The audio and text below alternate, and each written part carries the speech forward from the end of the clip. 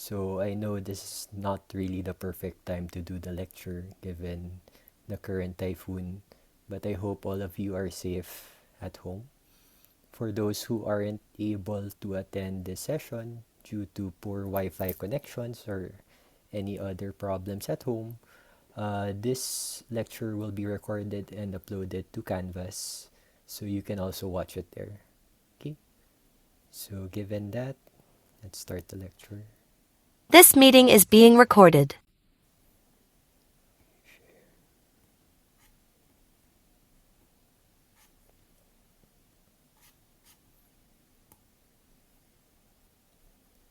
Okay, so we're gonna be talking about two topics today, mainly proptosis and eyelid malpositioning.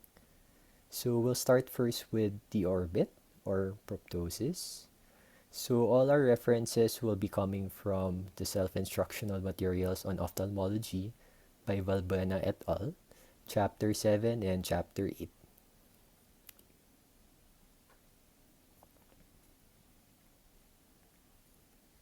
Okay.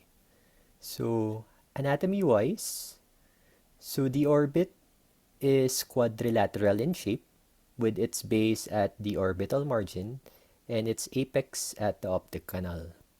So if you can see my pointer, this is your base and this is your apex.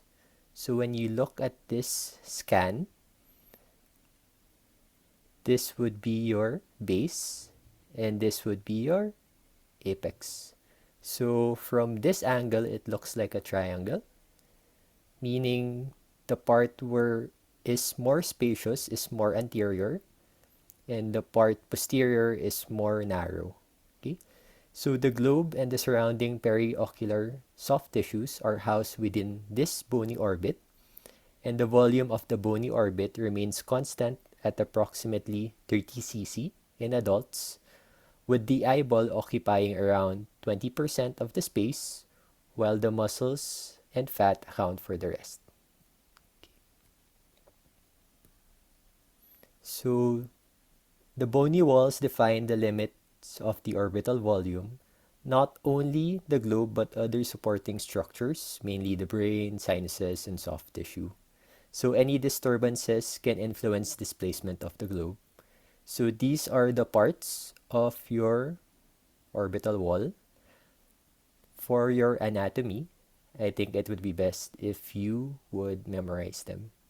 So for the roof of the orbit, there are two structures. For the lateral wall, there are two structures. For the medial wall, you have five structures. And for the floor of the orbit, you have three structures. Okay. So you can make your mnemonics in order to be able to remember it better. Okay. Next. So on lateral view, the tip of the cornea should be tangential. So the tip right here should be tangential to a line drawn from your supraorbital rim to your inferior orbital rim. Okay. Proptosis will exist if your cornea appears more anterior to your orbital rim. So on the left side, it's normal since it's before your tangential line. However, on the picture on your right, it is more anterior to your tangential line. Hence, this is proptosis. Next slide. So proptosis is the hallmark of orbital disease and is the most common referral to an orbit specialist. So proptosis is defined as an anterior displacement of the globe caused by an increase in orbital volume or in volume of orbital soft tissue contents, and it results from enlargement of orbital structures inside the small, inextensible space of the orbit. So when proptosis is due to thyroid-related disease, we term that as exophthalmos. But if it's not related to any thyroid disease, then we just call it proptosis. So this is a example of a proptotic eye. Next slide.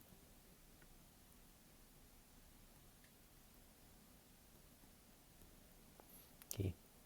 So this is an MRI scan. So usually when an eye is proptotic, there is anterior displacement in the form of anterior decompression of the orbit, which is a protective mechanism against crowding of the globe. So the left photo over here shows a normal MRI scan, while the photo on the right shows engorged and thickened extraocular muscles causing proptosis. So as you can see on the left, everything looks, this is normally what it looks like. And on the right, these are your extraocular muscles, which are very thickened, as you can compare it to the left photo, which is not that engorged. So because of this engorgement, your eye is pushed or decompressed outward, causing your proptosis. Okay. So there are 4 causes of proptosis. Number 1 would be your vascular. So these are sudden onset unilateral proptosis and is suggestive of vascular etiologies like orbital hemorrhage, arteriovenous fistula, and your cavernous sinus thrombosis. So the photo on your right, the one, well, both above and below, is a case of cavernous sinus thrombosis, meaning the patient was hit in the eye, and eventually, due to infection and due to the connection of your sinuses, it created a cavernous fistula, causing proptosis to your left eye. Next slide. So your second cause is endocrine-wise, and the most common is thyroid-related eye disease. So it is usually unilateral or bilateral proptosis. In TED, there is usually lymphocytic infiltration of orbital soft tissues that results in edema and increase in size of the contents of the eye. So mainly that would be your extraocular muscles or your soft tissues causing your proptosis. The third cause is inflammatory.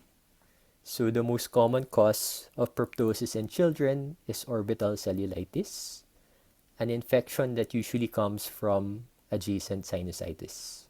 So this acute unilateral proptosis is associated with severe redness, swelling, and moderate to severe pain, as you can see in this photo.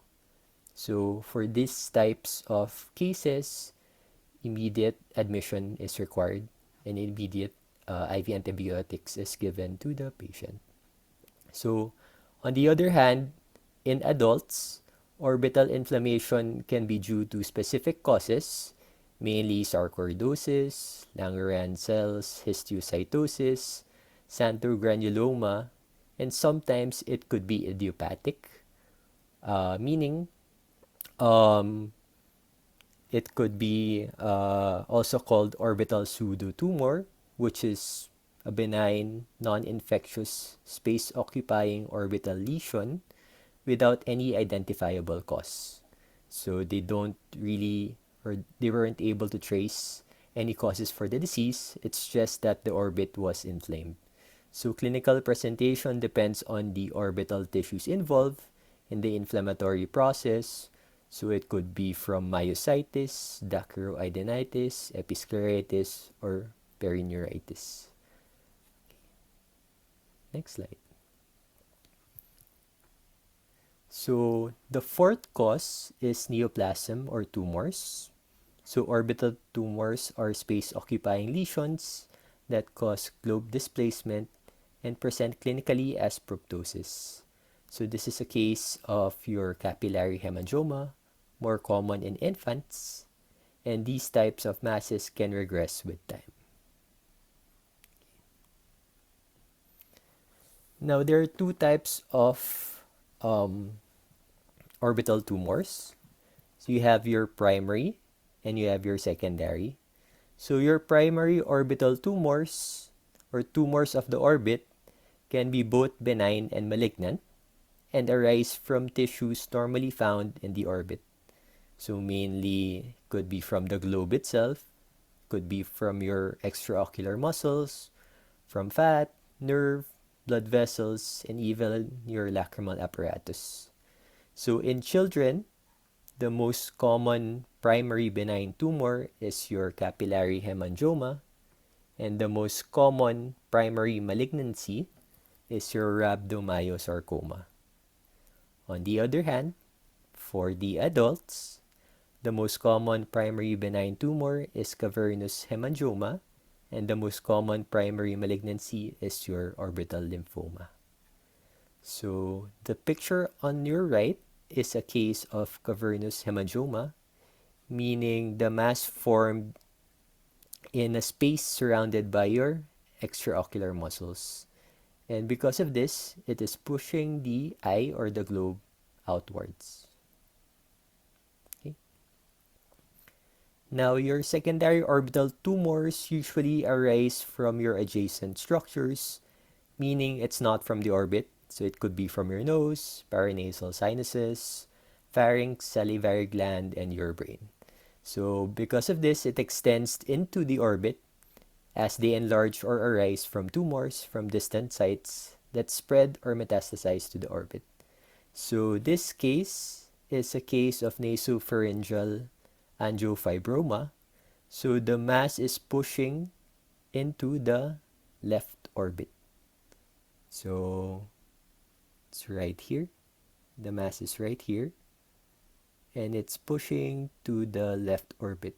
So it's pushing it outwards, as you can see in the photos here. Okay. So last would be your orbital manifestation of systemic diseases, meaning some systemic diseases can be associated with orbital inflammation, which is characterized by lymphocytic infiltration. So diseases can be infectious like your tuberculosis, um, or non-infectious like your thyroid-related eye disease, your Wegener's granulomatosis, and systemic lupus erythematosus as well. So the picture on your right is a case of Wegener's granulomatosis. You can observe that there's inflammation right here of your blood vessels or vasculitis, causing proptosis to your right globe. Next. So, conditions that do not meet the definition of proptosis are termed as pseudoproptosis. So, pseudoproptosis is the simulation of anterior displacement of the globe or presence of globe asymmetry that is not the result of increase in volume of orbital contents. So this is a case of enophthalmos, the patient above and patient below, which is the backward displacement of your globe within the socket, resulting from various causes of injuries like trauma, or it also could be due to inflammation. So for the first picture, you could see that the right eye seems smaller and the left eye seems bigger. So just by looking at it, you might say that the left eye is proptose.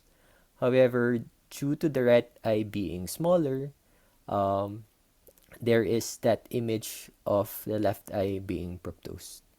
Same with the picture below, being the left eye being smaller, you deem that the right eye seems more proptose. However, because of enophthalmos, or since there is backward displacement of your globe, there really isn't symmetry between both. Okay? So there are also causes of pseudoproptosis, and the first is your lid fissure asymmetry. So the palpebral fissure or The vertical palpebral fissure is usually 8 to 10 millimeters. So it's the space between your upper lid and your lower lid. So if you draw a line from here until down here, then that would usually be around 8 to 10 millimeters. So the first image shows lid retraction or an increase in vertical palpebral fissure, which is the most common clinical presentation of thyroid-related eye disease. So increase in vertical palpebral fissure as seen in lid retraction is distinct or very distinct from proptosis. So the second one down here is your blepharoptosis or drooping of the upper lid, which can be congenital or acquired and can give the appearance of contralateral lid retraction. So in these cases, these are not proptosis since it's the lids that are retracted, giving the impression of the eyes going outwards. However, the eyes aren't going outwards, it's just the lids being retracted. In this case, the left eye might look proptosed. However, due to the right upper lid drooping, it seems that the right eye seems smaller or the left eye seems bigger. Hence, it is not proptosis. Okay. Next would be your contralateral enophthalmos. So enophthalmos is defined as the recession of the globe within the orbit. So presence of enophthalmos may give a false impression of contralateral proptosis. So these are present in cases with large blowout or orbital blowout fractures, which cause orbital soft tissue prolapse into the maxillary and ethmoid sinuses. So immediately after an injury, enophthalmos can be masked by orbital swelling and only becomes apparent after the swelling subsides. So the next case right here is a case of congenital microphthalmia, which is a part of a spectrum of developmental ocular defects that can be distinct or occur as part of a multisystem syndrome. Phthisis bulbi, eventually in the long run, is the atrophy of your orbital contents from insults to the globe such as trauma, failed surgery, and radiation.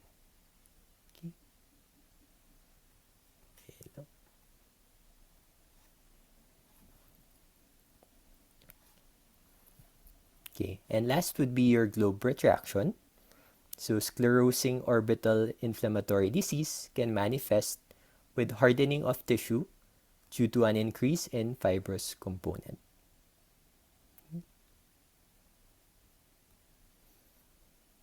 Okay, so and last of the causes of pseudoproptosis is unilateral microphthalmos, meaning microphthalmos being the enlargement of the globe.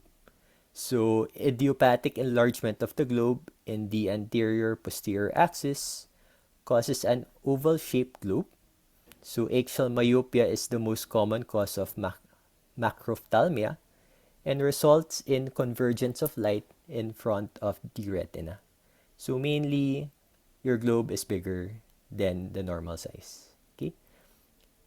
Next, your ophthalmos is the enlargement of the globe in children and can result from increased compliance of the sclera and cornea due to an increase in intraocular pressure. So it causes of increased IOP include congenital glaucoma and retinoblastoma. So in short, because of high pressures inside the eye, your sclera tends to extend or becomes more stretched, hence causing the enlargement of the globe, causing ophthalmos. Okay. So, directions of proptosis. So sometimes you would know where the location of the mass is depending on how the globe is proposed. So the direction of the globe displacement is usually opposite the location of the orbital lesion or mass. So take for example, okay, picture A. So based on the MRI, your mass is in the intraconal space. So if the mass is there, it causes axial proptosis. So as you can see in the picture here, the eye is pushed outward or anteriorly. So since the mass is right behind the eye, then it pushes it anteriorly. So for the case or for the photo in letter B, you have a superior orbital mass causing inferior displacement of your left eye. So the mass is right here on top and the eye is pushed downwards.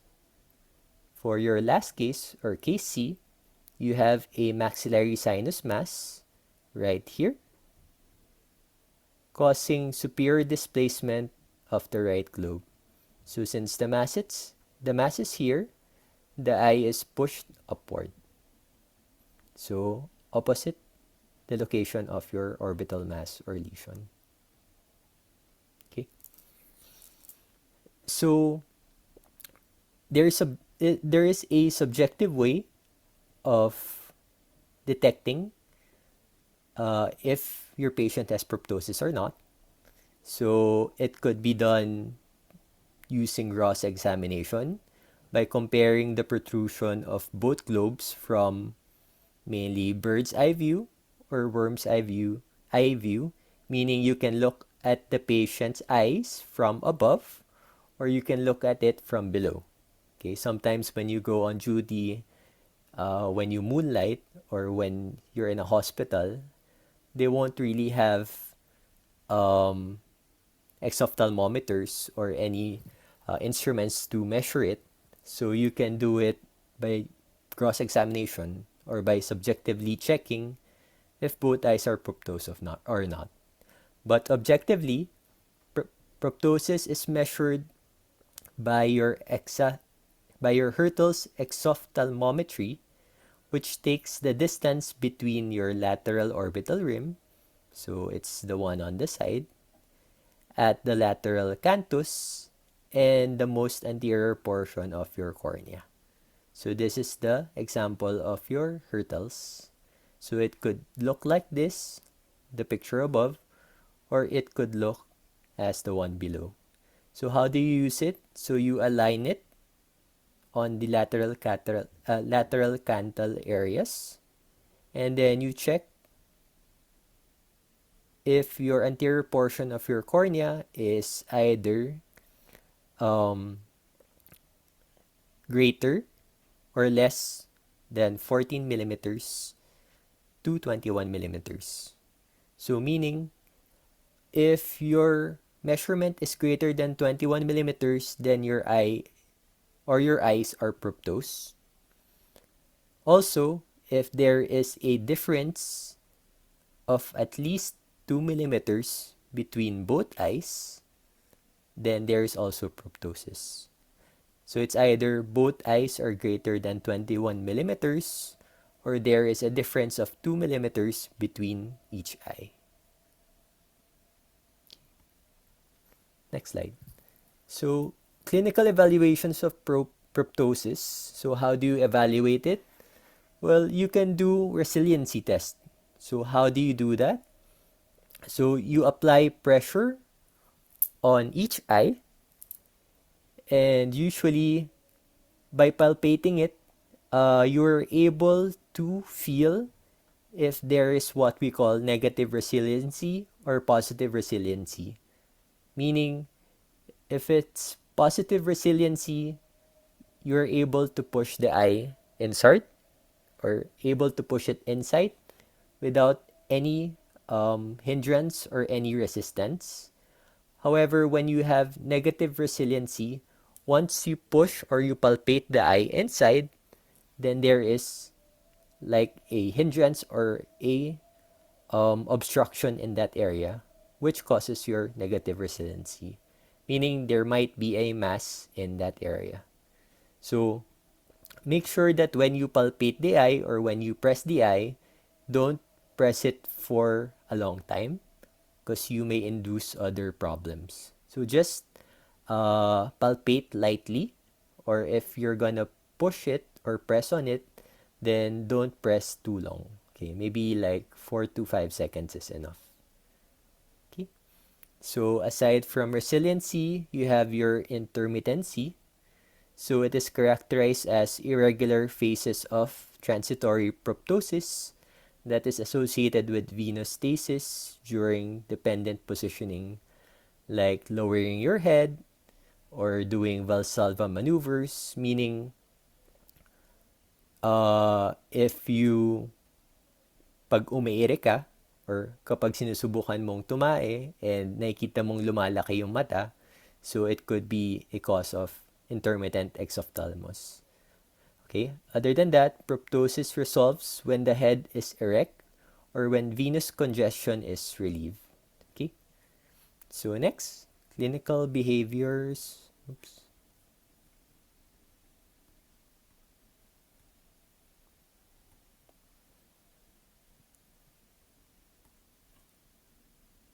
Okay, clinical behaviors. So there is such thing as pulsatile exophthalmos, which is proptosis accompanied by pulsation or bruit. So this is common in carotid cavernous fistula and orbital roof fractures. So in such cases, you should auscultate using your stethoscope. Sometimes you could hear the pulsation and bruits, especially in cases of carotid cavernous fistula. And clinical course, um, okay, duration and rate of onset of proptosis is important. So usually acute onset is just suggestive of inflammatory conditions, both from either infection or non-infectious causes, while chronic behaviors are usually from benign tumors. Lastly, for clinical course, benign tumors are slowly progressive, while malignant tumors are rapidly progressive. And vascular tumors, such as your capillary hemangiomas and lymphangiomas, can exhibit regression. Okay.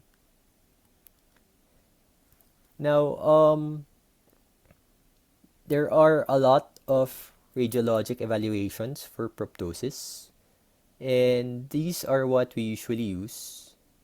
Okay, so your orbital venography and arteriography are relatively simple radiologic procedures that studies the anatomy of the orbital vein and arteries and vascularization and location of tumors and the relationship of the tumor with the globe and the surrounding structures. So mainly what it does is you place a dye tracing in venography your veins and in your arteriography your arteries. Okay? So for plain x-ray, it's your normal x-ray which allows detection of problems such as your trauma or injury, mainly your fractures, blowout injuries. Now, the most common tests that we use if we're considering to be more specific or we have to think of a way to lower the cost for the patients, meaning if the patient has a certain amount of money, where should you put it all in? Okay? So usually it's still CT scan. So CT scan is still preferred over MRI for primary assessment of orbital disease because it provides excellent soft tissue resolution and bony detail, meaning for it's able to show slow growing benign tumors and it's also able to show your aggressive malignant tumors, mainly from your bone remodeling or your bone erosion. Now, your MRI is also important because it gives a better soft tissue resolution compared to your CT scan, and usually we advise it for patients with lesions of the optic nerve and lesions of the central nervous system. But primarily for orbital diseases, we suggest CT scan first. Okay. So, um, we'll try to give a bonus to anyone who is able to answer. So you can just type it in the chat. Okay, first one will get Starbucks gift cert from me. You can just claim it from Sir Patrick in the next exam. Okay, so we have a 62-year-old male hit in the face with a wooden bat. Okay, 2 weeks later, the eyes look like this above. So there is noted proptosis, and as you can see, the conjunctiva is chemotic. So in order to claim the GC, okay, answer first if is it true or pseudoproptosis. And the next question would be what clinical evaluation is important. So can anyone guess or try to answer?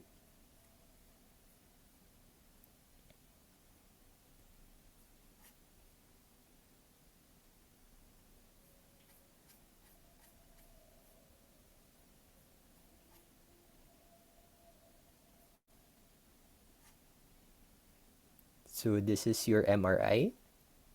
Um, the veins here are engorged. Okay. So correct, it is true proptosis. But for clinical evaluation, what would be the best? What would be the best way to, or what examination would be best used to examine this patient? Just a normal OPHTHA exam or normal general exam that you could use. Okay. Visual acuity, not visual acuity. So you can see that the eyes are proptose, and you have, if you're considering presence of bruit or pulsations, what would be the best examination? Auscultation. Okay. So prize goes to Dr. Isabel Aguinaldo. Okay. So this is a case of carotid cavernous fistula. Patient was hit with a bat, and 2 weeks later, eyes were noted to be proptose. So this is a true proptosis. So as you can see in the MRI, what engorged or what increased in size is your superior ophthalmic vein, causing proptosis in both your eyes. So the best clinical evaluation is your auscultation, because when you use your stethoscopes, you will be able to hear bruits or pulsations around the globe. So I'll just take note, Dr. Aguinaldo. Okay, we'll give you your GC next time. Okay, next. Okay, we'll go to your eyelid malpositions. So first, any questions with the first lecture? So we'll try to keep each lecture short, and usually all the questions from your exams will be coming from the lecture. Okay. So let's start. So the eyelids are accessory structures that protect the eye from foreign bodies. They also keep the ocular surface lubricated, which is important in maintaining the clarity of the cornea.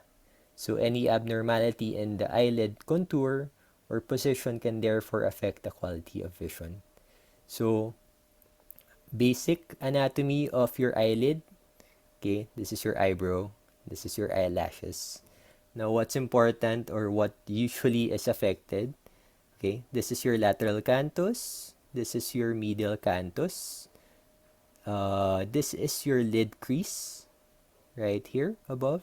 It's usually 1 to 2 millimeters and it covers around 1 to 2 millimeters of your cornea.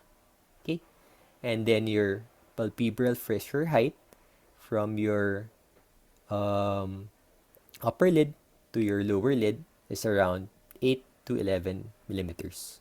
So that's the normal eyelid anatomy. Okay. Next, your eyelids are also divided into your anterior lamella, meaning this is your this is a photo of your lower lid. Okay. This is the anterior or the front part, and this is the back part. Okay. So your anterior lamella, given its name anterior in the front, so this is your skin, and then this is your orbicularis muscle. And your posterior lamella, which is your tarsus right here, and your conjunctiva at the back. Okay. Next, you have your this is your upper eyelid. So when it's closed, so that's what it looks like. So this is your eye, this is your cornea, and this is your upper lid. This is your uh, orbicularis, and this is your tarsus. Okay. Now, what's important in this is your levator palpebrae superioris, your Mueller's muscle, and your frontalis muscle, because they are responsible for elevating or pulling up your upper lid. So right here, your levator muscles are right here. Okay, your levator muscles are right here, and your Mueller muscles are right here below that. Now your frontalis muscles are the muscles in your upper or in your forehead. So this is your frontalis right above. Okay. Now the most important muscle in your upper eyelid is your levator palpebrae superioris, which is located right behind your preaponeurotic fat. So this is your fat, it's right behind. So this is your levator palpebrae superioris. So it is a striated muscle and serves as the main retractor of the upper eyelid. So in Asians, the fusion of your levator aponeurosis and your orbital septum eventually occurs at a lower level, resulting to anterior and inferiorly placed preaponeurotic fat, making the eyelids uh, of Asians appear more fuller and the crease lower and less discernible in Asians. So as you can see, uh, the photo on your left is the upper lid of a Caucasian, and the photo on your right is a photo of an Asian upper eyelid. So the fat here is more displaced superiorly, and the fat here is more displaced inferiorly. So what does that look like? As you can see, sometimes there is no more lid crease for Asians. And for Caucasians, you have a lid crease right there, which is higher. So this is why Asians or usually the Koreans get double eyelid surgeries in order to lift your lid crease, and they say it looks better. So that's the reason why people get double eyelid surgery. Next. So for your inferior or lower eyelid, So the most important muscles here are your capsulopalpebral fascia, which is right here, and your inferior tarsal muscle, which is right here. So magkatabi lang sila. So your capsulopalpebral fascia is analogous to your levator aponeurosis, and your inferior tarsal muscle is analogous to your Mueller's muscle. So this one pulls your eyelid upward. So most common malposition is your ectropion. So it's usually outward rotation of your eyelid margin. Patients with ectropion usually present with either eye redness, irritation, foreign body sensation, discharge, and tear. So um, it could be congenital or it could also be acquired. So for congenital causes, you have these two photos. Okay, so ectropion in newborns is a rare condition which occurs in isolation or in combination with other anomalies. So the upper eyelid ectropion is frequently associated with the black rays, ichthyosis, and Down syndrome. And lower eyelid ectropion can occur in neonates with blepharophimosis. So as you can see in the first picture, there is outward turning of your eyelids. So this is a case of Down syndrome, and this is a case for the lower photo of blepharophimosis. Okay. As you can see, the eyelids are a bit shortened. Okay. So other than that, it could be acquired. So we'll go to it one by one. So the photo on the upper left is a case of involutional ectropion. So in an elderly male, usually it is age-related. There's age-related involutional entropion and is the most common type of entropion and typically affects the lower eyelid. So as you can see here, there's outward turning of your lower lid. So the underlying mechanisms are horizontal eyelid laxity, lower eyelid retractor weakness or disinsertion, and usually lamellar dissociation. But it's usually horizontal eyelid laxity, meaning there is weakening of your muscles in the lower lid, meaning mainly your capsulopalpebral and your inferior tarsal muscle. So we usually manage this with your lateral tarsal strip. How do we do that? We cut a small incision here. We disinsert the tendon that is stuck here and then we just pull it tighter so that this part tends to unfurl up. So next is a case of cicatricial ectropion. So this is the picture below. So this is a trauma patient who underwent surgery, and I think because of that surgery, this is a suture. Okay, the eyelids were pulled down. So cicatricial ectropion usually results from vertical shortening of the anterior lamella of the upper and lower eyelids. So if in involutional ectropion, it's horizontal eyelid laxity, and cicatricial ectropion, it's shortening of your anterior lamella. Okay? So, pag cicatricial, it's usually caused by trauma, burns, eyelid surgery, actinic damage, ichthyosis, and long-standing dermatitis. So in such cases, you can still do your lateral tarsal strip, but in others we require flaps or we have to get grafts from different areas in order to fix that part. Okay. Next, on the upper right hand, is a case of paralytic palsy. So this is a patient with right facial palsy. Okay. So paralytic ectropion is caused by a poor orbicularis muscle tone secondary to cranial nerve 7 palsy. So it also comes with either brotosis, right here, lag of thalamus, meaning patient can't close or fully close his eye, and this can also be managed with your lateral tarsal strip. Okay? And last one is your mechanical ectropion.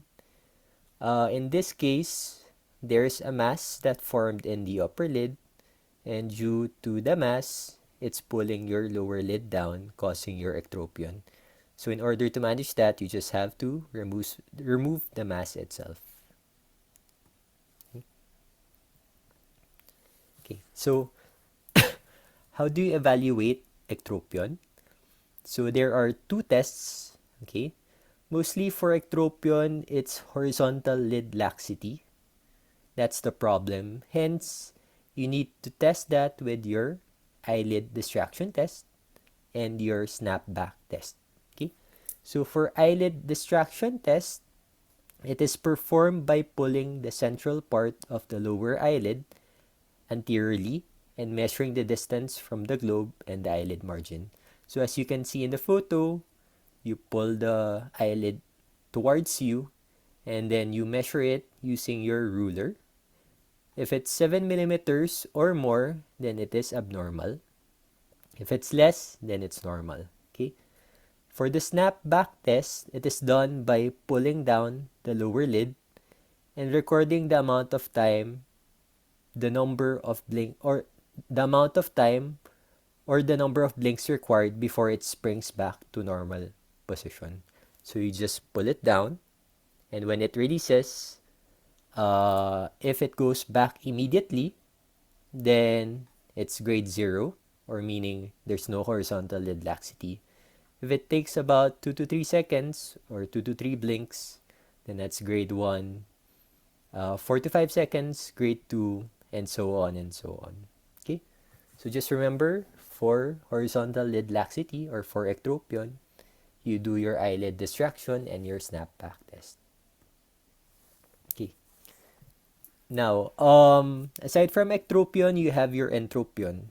So if ectropion is outward turning, your entropion is inward rotation of your eyelid margin. So same as ectropion, it is caused by congenital and acquired. Okay?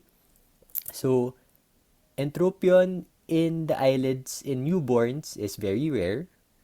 So on the other hand, you have what we call epiblepharon, which is the more common condition seen in Asian infants, especially in Chinese. Okay? This is caused by a redundant fold of skin in Asian infants, and the redundant skin and orbicularis is usually in the medial aspect of the lower eyelid, pushing the lashes against the globe. So right here in the photo, you see that the lids and the muscles here are kinda overlapping, causing the eyelashes to go inwards. So eventually, as the child grows bigger, then it improves and eventually goes outward. So that is why it is not an entropion, it is called an epiblepharon. Okay? So for acquired cases, we have three. Okay? First, on the upper left, okay, is involutional entropion. So as with involutional ectropion, it's also caused by aging. So more common in your senior citizens. It is the most common type of entropion affecting your lower eyelid. So as you can see here, the lashes are turned inwards. So it is caused by age-related changes in the eyelid, such as your horizontal lid laxity, disinsertion or dehiscence of lower lid retractors, and lamellar dissociation. So it is usually managed with surgery. Either you do lateral tarsal strip procedure also, or you can also do quicker suture technique. Okay, so the picture on your right, upper right, is your cicatricial entropion. So as we said a while ago, when it's cicatricial, it's usually traumatic. Okay, could be from injuries or could be from previous surgeries. So it is caused by your vertical shortening of your posterior eyelid lamella, and it is the most common type of entropion in the upper lid.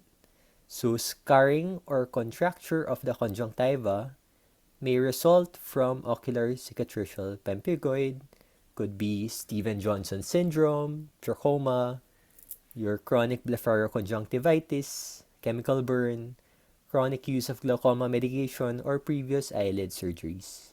So in such cases, we usually do grafts uh, to manage the patient. Okay. And lastly is your spastic entropion, is the inward turning of the eyelid secondary to excessive orbicularis muscle contraction. So from acute infection or inflammation of the ocular surface, and it is usually managed by treating the infection or the inflammation. So there is overriding of your preseptal orbicularis oculi, causing a forced blink, or eventually the lashes go inward. So this is very not common naman. Okay. Next, aside from your ectropion and tropion, you have your ptosis. Okay. So blepharoptosis is defined as drooping of the upper lid margin below the normal anatomic position of on primary gaze. So patients may have unilateral or bilateral upper eyelid ptosis and may experience decreased peripheral vision in severe cases, even in the central vision. So ptosis can be classified into the following based on etiology. So um, it could be aponeurotic, could be myogenic, mechanical, neurogenic, and traumatic. So as you can see, the normal eyelid, usually your cornea is only covered about 1 to 2 millimeters. But in patients with ptosis, you can see that the cornea is covered a lot more. So how do we measure that? Okay. So we have what we call MRD1, MRD2, and your PFH. Okay. What does your MRD mean? It's called your margin reflex distance. Okay. And your PFH is your palpebral fissure height. Okay. So usually for MRD1, it designates the distance of the upper lid margin right here on top to the corneal light reflex in primary gaze, which is right here. So in order to measure, or in order to do eyelid measurements, you need a pen light and a ruler. The pen light is placed right in the middle so that you get your pupillary light reflex. And then using your ruler, you measure from your upper lid until that light reflex. Okay? So that would be your MRD1. Usually the normal values for MRD1 are 3.5 to 5 millimeters. And after that, you get the values of your MRD2. Okay? So usually the normal values are 4 to 5 millimeters. Now, if you add your MRD1 and MRD2, you usually get your palpebral fissure height. Okay? So the normal for MRD1 plus MRD2 is usually 8 to 11 millimeters. Now, the best way to determine ptosis is to check your MRD1. Okay? So, usually here, the distance between the and upper lid margin and the light reflex, okay, or MRD, for a 2 millimeter droop, okay, that's usually mild ptosis. Okay, for a 3 millimeter droop, that's usually moderate ptosis. And for 4 millimeters or more, that is severe ptosis.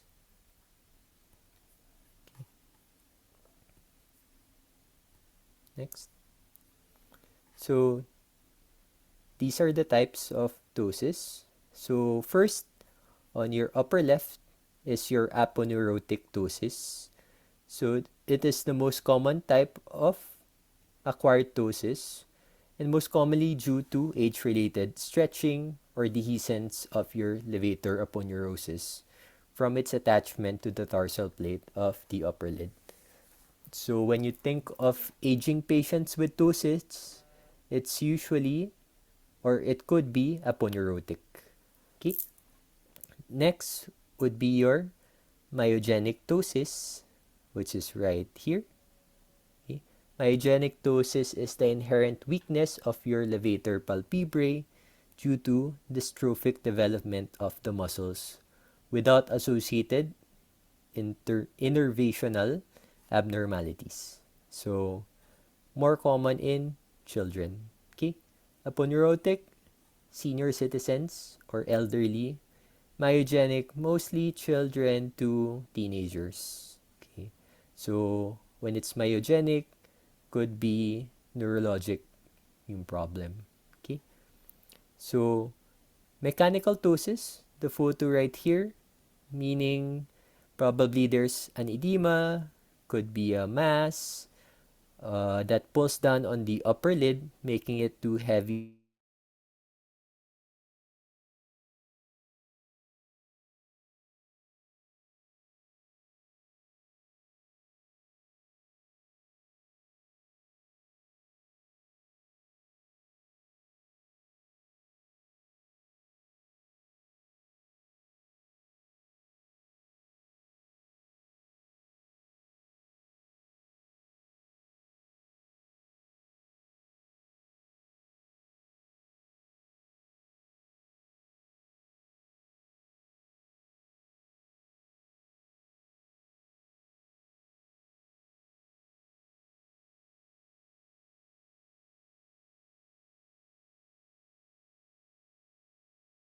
The recording has stopped.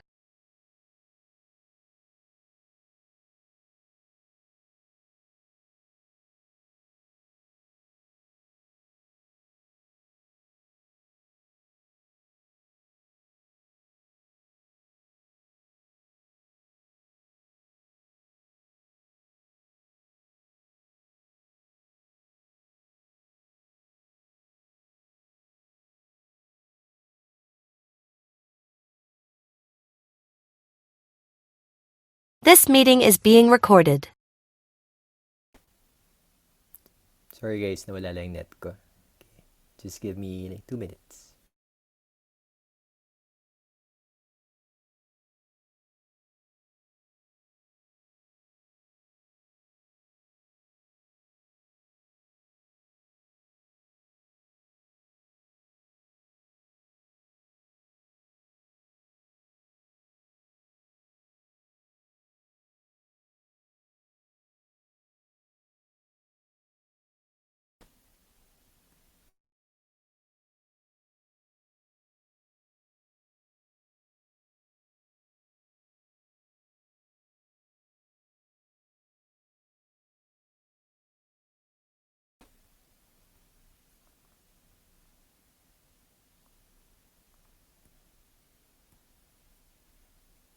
Okay.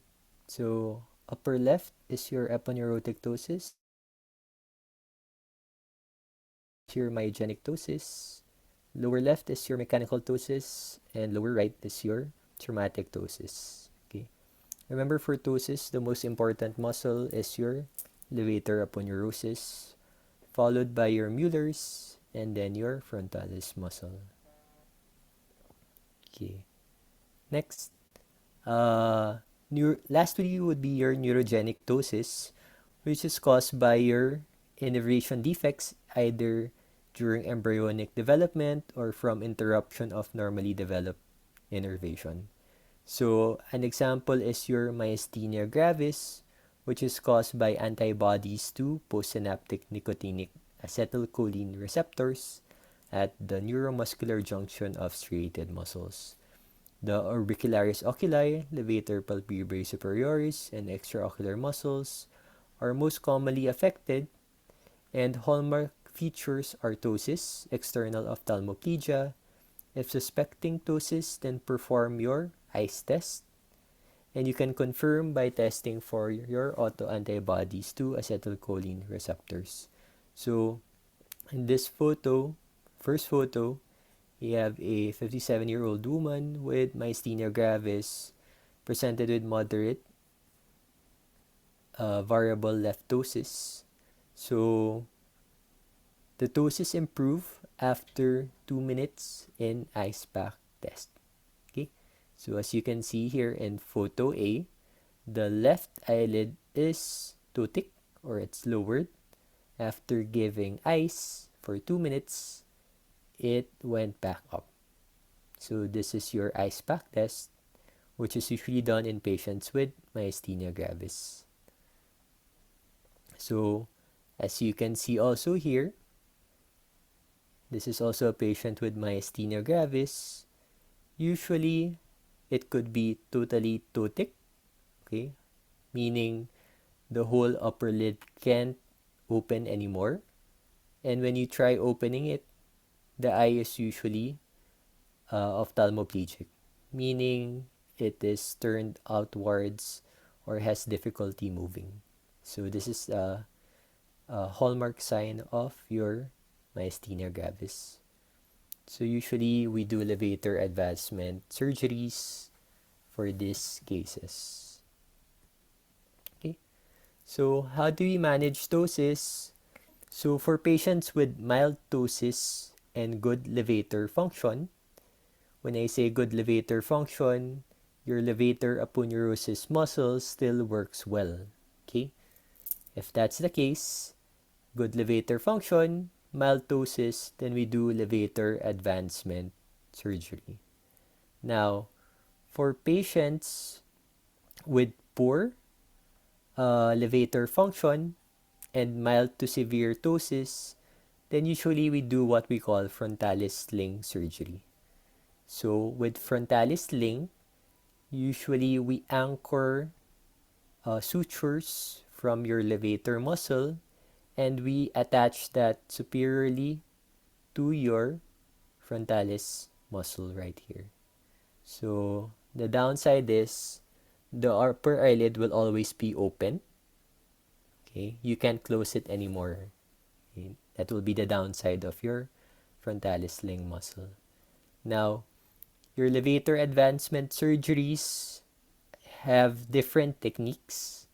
It could be also called your Putterman procedure, could be called your Fasanella servat, and it could also be called your Müllerectomy.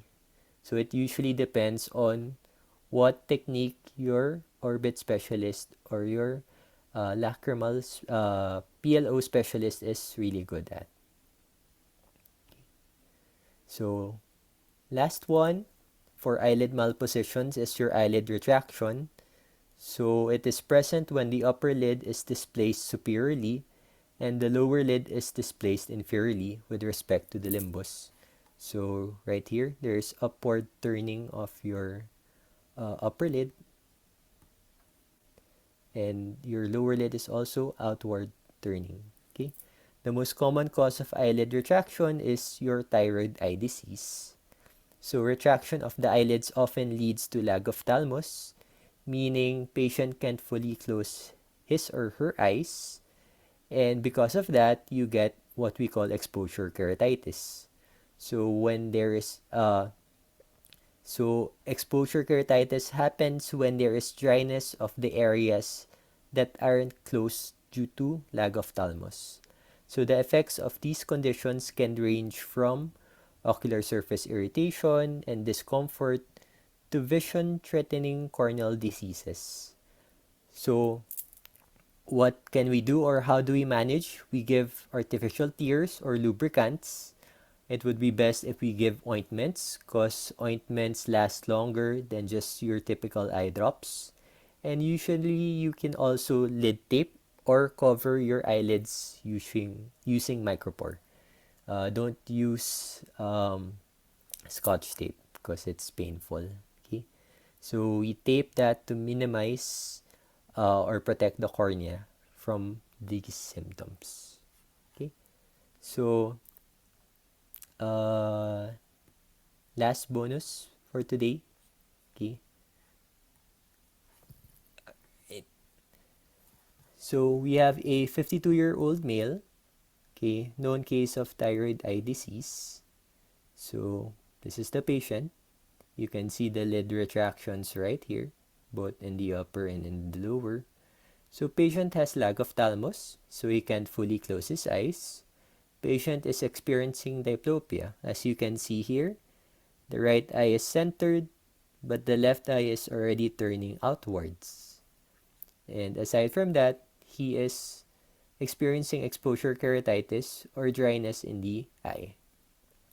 So, what is the order of your surgical management? Okay, I'll explain each management first. Okay, A, decompression. When we say decompression, we try to put the whole globe back inside the eye. Okay, as you can see in this photo of thyroid eye disease, the whole globe is being protruded or is pushed outwards. So how do we put it back inside? When we do decompression, we try to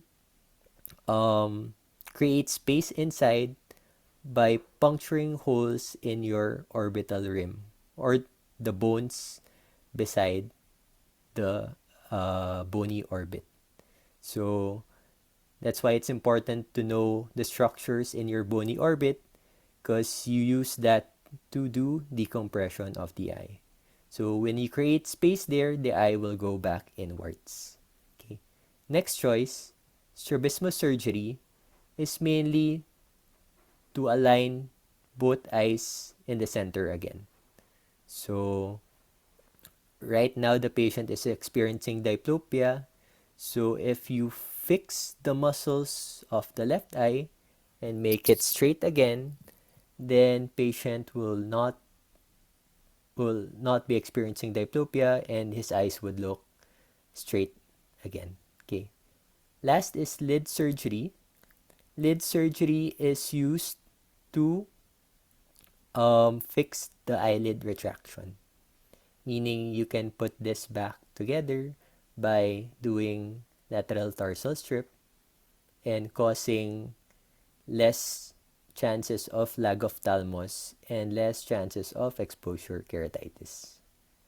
So just type in the chat box what do you think is the correct order for surgical management in a patient with controlled thyroid eye disease. First one, okay. So so we have a winner. Okay. Dr. Isabella De Sena. Okay. So it's correct. It's ABC. Okay. So first we do decompression first. Why can't we do lid surgery first? Because if you do lid surgery first, then technically the eye can still proptose itself.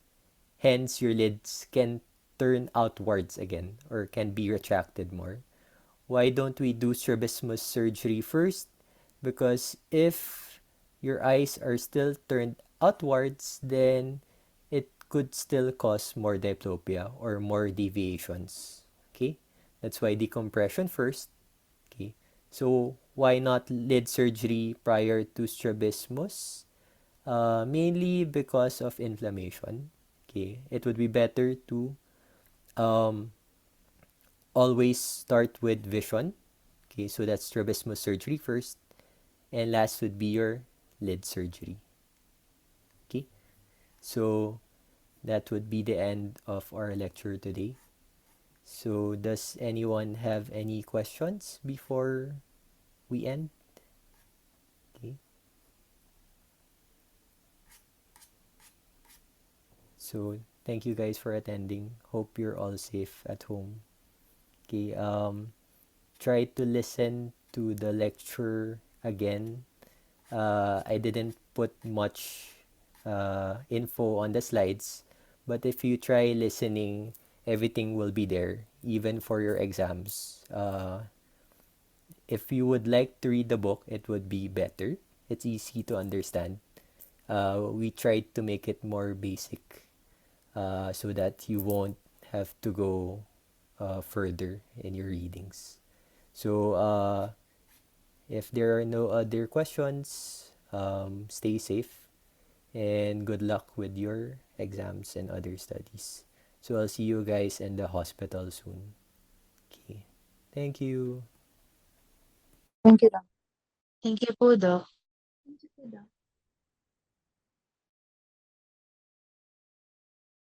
The recording has stopped.